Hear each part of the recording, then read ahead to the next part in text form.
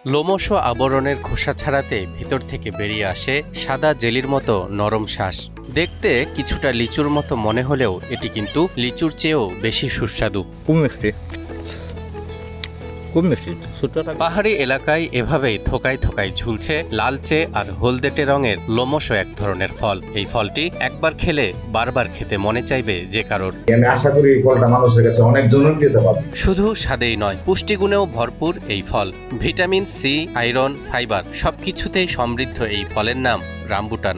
একসময় এটি শুধু দক্ষিণ পূর্ব এশিয়ায়, বিশেষ করে থাইল্যান্ড আর মালয়েশিয়াতেই পাওয়া যেত। তবে এখন বিদেশি এই ফলটি চাষ হচ্ছে বাংলাদেশেও। আমরা দেখতেছি যে আমাদের মৌলভীবাজার আকবরপুর এলাকায় হান্নান নামে এক ভাই কিন্তু গত কয়েক বছর আগে এরা কিছু রামবুটান এখানে চাষ করেছেন, তো সে ভালো ফলনও পেয়েছে।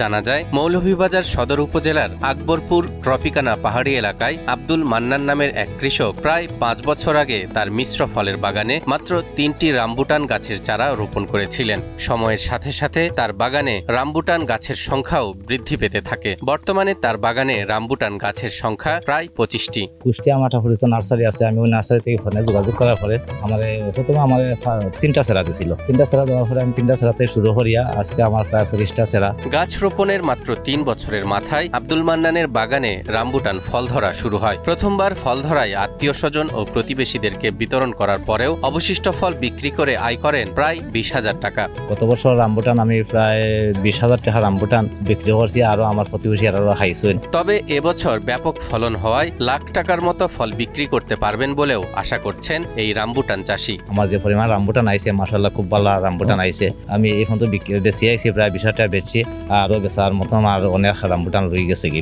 আশা করছি আমার 1 লাখ টাকা মতো আমি ইনকাম হতাম রামবুটান। শুধু আব্দুল মান্নান নিজেই নন, এই ফলের চাষকে কেন্দ্র করে এলাকায় তৈরি করেছেন কর্মসংস্থান।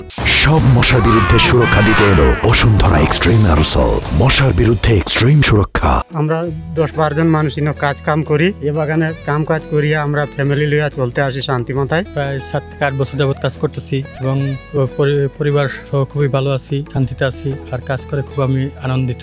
আমরা আরো উন্নত হইম, আমরা বাগান আর আমরাও উন্নত হইম, বাচ্চা কাচ্চা লইয়া আমরা চলতাম ভালো। এদিকে বিদেশি এই ফলের চাষকে সম্ভাবনাময় একটি অর্থকরী ফল হিসেবে বিবেচনা করছে স্থানীয় কৃষি বিভাগ। একই সাথে রামবুটানের সম্প্রসারণের জন্য প্রয়োজনীয় ব্যবস্থা গ্রহণ করা হবে বলেও জানালেন জেলার কৃষি সম্প্রসারণ অধিদপ্তরের উপপরিচালক কৃষিবিদ মোহাম্মদ জালাল উদ্দিন। রামবুটান খুবই সম্ভাবনা একটা ফল আমি মনে করি বাংলাদেশের জন্য, কারণ এটি দেখতে যেমন সুন্দর, খাইতেও তত মিষ্টি, এটা লিচুর চেয়ে বেশি মিষ্টি। তাছাড়া এটা এত সুন্দর, এটা চুরিংকা কোয়ালিটি ভালো, তাছাড়া পোকামাকড় কম হয়, মূল্য বেশি, বহু গুণে গুণান্বিত এই সুন্দর ফলটি আমি মনে করি আমাদের মৌলভীবাজারে দিন দিন আবাদ বৃদ্ধি পাবে। বিদেশি ফল হওয়ায় বাংলাদেশে এই ফলের দাম কিছুটা বেশি, তবে অত্যন্ত মিষ্টি আর রসালো হবার কারণে রামবুটানের চাহিদা দিন দিন বাড়ছে।